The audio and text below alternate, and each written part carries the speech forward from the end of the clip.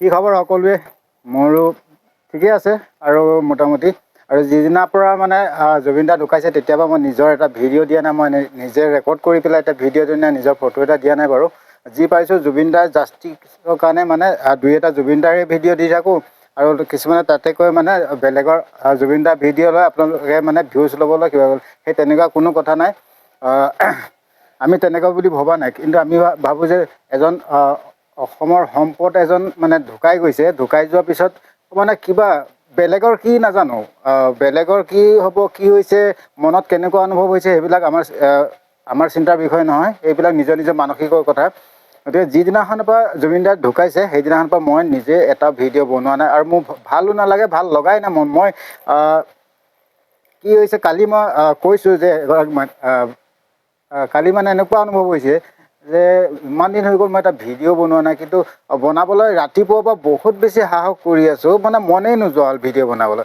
তথাপি বোলো আজি এটা মানে এখন ফটো দেখি মানে গৰিমা বৌ এখন ফটো দেখি মানে মোৰ মনটো আৰু মানে বেয়া হৈ গ'ল। গতিকে বোলো আজি এটা ভিডিঅ' বনাওঁ। এই গৰিমা বৌ যিটো ফটো আপোনালোকক এই ছাইডত লগাই দিছোঁ দেখিব, মানে মুখমণ্ডলটো মানে কান্দি কুটি মানে চকুৰ পানীয়ে এনেকুৱা অৱস্থা হৈ গৈছে দেখি, মানে মোৰ মানে বেয়া লাগি গৈছে। কি ক'ম কি নক'ম, মানে কিয় এনেকুৱা হৈ আছে। এবাৰ মানে যিবিলাক ধৰি লৈছোঁ অসমৰ মুখ্যমন্ত্ৰী হিমন্ত বিশ্ব শৰ্মা, এইবিলাক ডাঙৰ ডাঙৰ মানুহবিলাকে এই গৰিমা বৌৰ এই কান্দি থকা, এই চকু পানী ওলোৱা, মুখ ফুলি যোৱা এই বস্তুবিলাক দেখি নাপায় নেকি? মনত অলপো বেয়া নালাগে নে? নিজক অলপ ভয় নালাগে নেকি? যে যিবিলাকে কালপিত হয়, যিবিলাকে জুবিন দাক মৃত্যুমুখলৈ ঠেলি দিলে, সেই মানুহখিনি মানে হৃদয়বিলাক ইমান বেছি টাননে?